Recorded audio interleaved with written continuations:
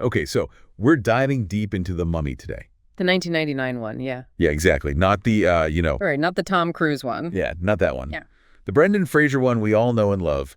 But we're not just talking about, like, surface-level fun here, though. Obviously, it's a fun movie. Yeah. We're looking at why it's still so popular, why people still love it so much, after all these years. Yeah. I mean, everyone remembers the basics, right? Ancient Egypt, mummies, Brendan Fraser running around being, well, Brendan Fraser. But there's more to it than that. Yeah. Like, did you know that the score is considered like a masterpiece of adventure music? Oh, absolutely. And the villain, he's like surprisingly sympathetic, which is not what you'd expect from a, reanimated corpse. Yeah, you wouldn't think so, would you? No, not really. So let's unpack all of that. Yeah, let's get into it. So you mentioned fun earlier, and I think that's a really good place to start. Because The Mummy, it's not trying to be some deep philosophical film, is it? No, not at all. It's just pure entertainment. Classic adventure story. You've got Imhotep, the resurrected priest, causing all sorts of mayhem, and our heroes are racing against time to stop him. Right. Straightforward, good versus evil kind of thing. Exactly. But it's done so well. It is. But, does that kind of simplicity, does it come at the expense of character development? I mean, the characters are great, but do we really get to know them, on a deeper level? That's a good question. I think the film makes a deliberate choice to prioritize, relatability, I guess, over deep psychological complexity. So instead of backstories, we get these really memorable, instantly likable characters. Take Rick, for instance. Brendan Fraser just brings this roguish charm, that physical comedy he's so good at, and you're immediately on his side. Oh, absolutely. He's just so much fun to watch. Exactly. And then you have Evelyn, Rachel Weisz, who's she's brilliant and witty, and she's not just a damsel in distress, No, not at all. She's very much in charge of her own destiny. Right. And then there's Jonathan, her brother, who's just there for, comic relief mostly, but he's great at it. Yeah, he adds a lot of humor to the film. Yeah. But okay, let's talk about Imhotep. Yeah. Because he's terrifying, right? He's this ancient, powerful mummy, but he's also, like you said, sympathetic. Yeah, it's interesting, isn't it? Arnold Vosloo, he manages to bring this humanity to the character. Imhotep, he's driven by love, he wants to reunite with his lost love, Ankh-Sunamun, and that makes him, relatable in a weird way. It does. It gives him a motivation that we can understand, even if his methods are a bit extreme. A bit, yeah. And that's another thing the film does so well. It blends genres seamlessly. You have the adventure, like the Indiana Jones vibe. Then you've got the horror of, a mummy coming back to life. And then it's also really fun. It's a great mix. It is. Sommers, the director, he was clearly inspired by Indiana Jones, especially in those big action sequences in the desert settings. Yeah, absolutely. But he also brings his own style to it, with the pacing, the visual effects, that sort of thing. Although some of those early CGI effects haven't aged that well, have they? No, some of them look a little dated now. But the practical effects, like the animatronics they use for Imhotep, those still hold up. They do. They're really impressive. And that mix of classic techniques and newer technology, I think that gives the film a unique look. Definitely. Okay, we can't talk about The Mummy without talking about Jerry Goldsmith's score. Oh, the music. It's fantastic. It is. What do you think makes it so special? Because it's not just your typical, adventure film music. It's got that epic, sweeping orchestral sound, kind of like John Williams, but Goldsmith, he weaves in these Middle Eastern influences, with the instruments and the melodies, and it creates this really rich, atmospheric soundscape. It does. It perfectly captures the mood and the setting of the film. Exactly. It's not just background music. It adds to the emotional impact of the story. It really does. Yeah. And all of these elements, the story, the characters, the visuals, the music, they all came together to create a film that just resonated with audiences. Yeah. It made over $400 million worldwide, which is huge. Yeah, massive success. And it led to sequels, video games, all sorts of things. It really did become a phenomenon.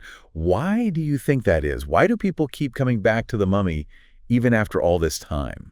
I think at its core, it's just a really fun escapist movie. It doesn't take itself too seriously. It's got adventure, humor, romance, a little bit of horror. It's got something for everyone, really. It does. And it's a reminder that sometimes you just need a movie that's pure entertainment, Absolutely. Something to just take you away from everything for a couple hours. Exactly. So The Mummy, it's more than just a popcorn flick. It's a well-crafted adventure with memorable characters, a great story, amazing visuals, and a score that just transports you to another world. It's a classic for a reason. It really is.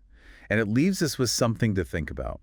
Why does this film, with its blend of genres and larger-than-life characters, why does it continue to capture our imaginations? That's a good question. I think maybe it tacks into something primal, our fascination with ancient civilizations, with the idea of something coming back from the dead. Maybe.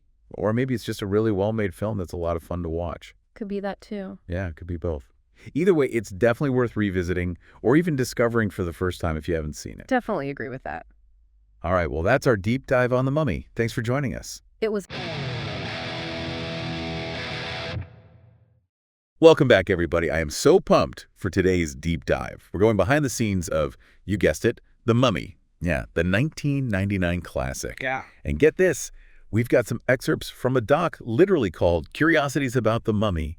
Buckle up, because, trust me, this is going to be a wild ride. Oh, yeah. I love The Mummy. Let's see what they dug up. Okay, so first up is this little nugget. You ready for this?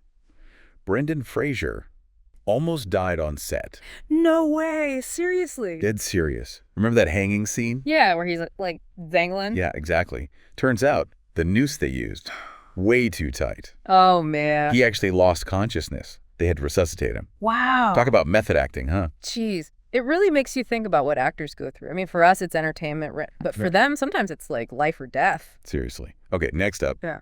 This one blew my mind. Ready? They didn't film this in Egypt. Wait, what? Nope. Most of the movie was shot in Morocco. Morocco. Yeah, that makes sense, actually.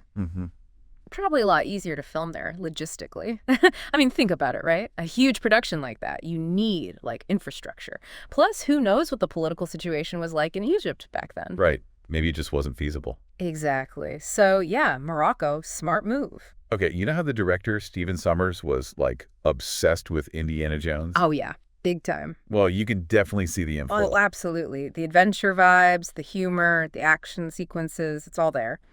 But I think what makes The Mummy really stand out is that it doesn't just copy Indiana Jones, It brings its own mythology, its own characters, it's its own thing. Absolutely. It's like a love letter to the classics, but with its own twist. Exactly. Okay, ready for some tech talk? So Imhotep's face, right?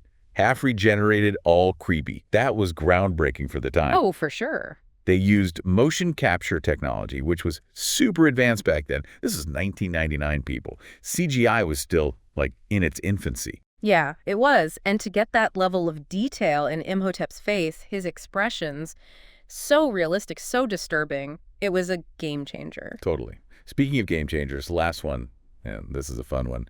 Remember The Scorpion King? Yeah. That was Dwayne "The Rock" Johnson's film debut. Oh, wow. I didn't know that. Yep. The Mummy franchise basically launched his career. That's wild. It really shows you how these franchises has power, They can launch careers, create whole new worlds for us to explore. Absolutely.